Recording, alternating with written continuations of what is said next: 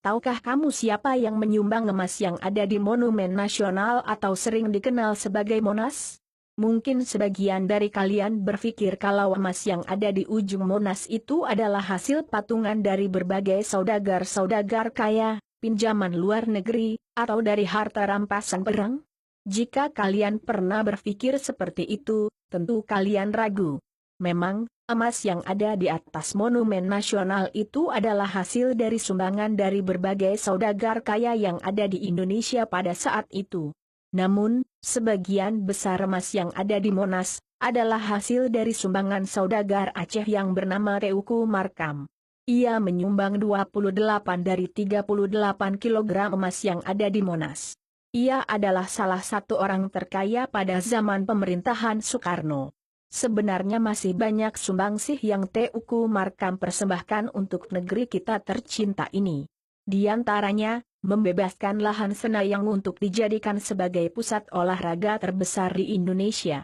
Selain itu beliau juga memberikan dana kepada pemerintah Orba untuk membangun jalan Banda Aceh Medan, infrastruktur di Aceh dan di Jawa Barat, serta pembangunan jalan-jalan yang ada di Jawa Barat. Siapakah Teuku Markam sebenarnya? Ia adalah saudagar Aceh yang lahir pada tahun 1925. Ayahnya Teuku Marhaban berasal dari kampung Seune-Udun dan Alue Capli, Panton Labu Aceh Utara. Teuku Markam sudah menjadi yatim piatu ketika ia berusia 9 tahun. Lalu ia diasuh oleh kakaknya yang bernama Kak Nyak Putru. Ia sempat bersekolah sampai kelas 4 sekolah rakyat, SR. Teuku Markam kemudian tumbuh menjadi pemuda yang mengikuti pendidikan wajib militer di Kutaraja yang sekarang bernama Banda Aceh. Selama bertugas di Sumatera Utara, Teuku Markam aktif di berbagai lapangan pertempuran. Bahkan ia ikut mendamaikan pertengkaran antara pasukan Simbolon dengan pasukan Manaf Lubis. Sebagai prajurit penghubung, beliau diutus oleh Panglima Jenderal Bejo ke Jakarta untuk bertemu pimpinan pemerintah. Oleh pimpinan, Teuku Markam diutus lagi ke Bandung untuk menjadi ajudan Jenderal Gatot Subroto. Tugas itu diembannya sampai Gatot Subroto meninggal dunia. Tahun 1957, Teuku Markam berpangkat kapten. Ia kembali ke Banda Aceh dan mendirikan sebuah lembaga usaha yang bernama PT Karkam. Namun perjalanannya di Aceh tidak semulus yang ia duga. Di sana ia sempat bentrok dengan Teuku Hamzah, Panglima Kodam Iskandar Muda, karena disiriki oleh orang lain.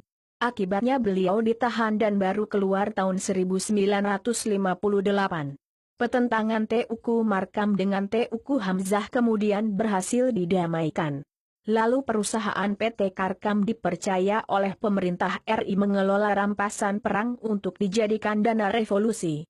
Selanjutnya Teuku Markam benar-benar berhenti menjadi tentara. Kemudian ia melanjutkan karirnya dengan menggeluti usaha dengan sejumlah aset berupa kapal dan beberapa dok kapal di Palembang, Medan, Jakarta, Makassar, Surabaya.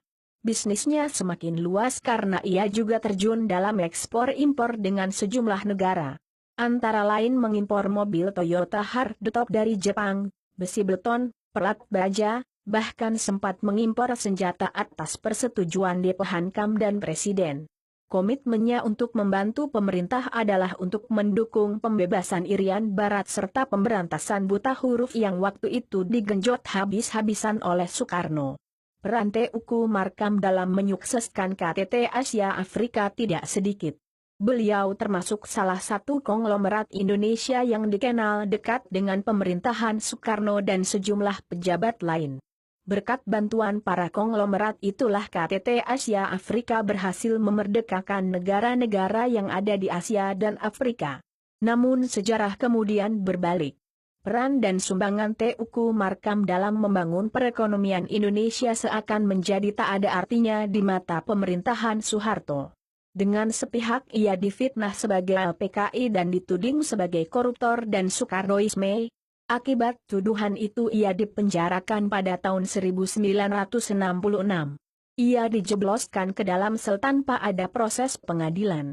Pertama-tama ia dimasukkan ke tahanan Budi Utomo, lalu dipindahkan ke Guntur, selanjutnya berpindah ke penjara Salemba di Jalan Percetakan Negara. Tak lama ia dipindahkan lagi ke tahanan Cipinang, lalu terakhir ia dipindah lagi ke tahanan Nirbaya di Pondok Gede Jakarta Timur. Pada tahun 1972 ia jatuh sakit dan terpaksa dirawat di RSPAD Gatot Subroto selama kurang lebih 2 tahun. Tak hanya di situ. Pemerintah Orde Baru juga merampas hak milik PT Karkam dan merubahnya menjadi atas nama pemerintah. Itulah kisah sedih si penyumbang emas. Banyak seumbang sih yang dia beri kepada pemerintah Indonesia, tetapi sama sekali tidak diharga. Malah Teuku Markam hidup sengsara di hari tuanya. Itulah perangai buruk pemimpin yang ada di zaman Orde Baru sehabis dipakai.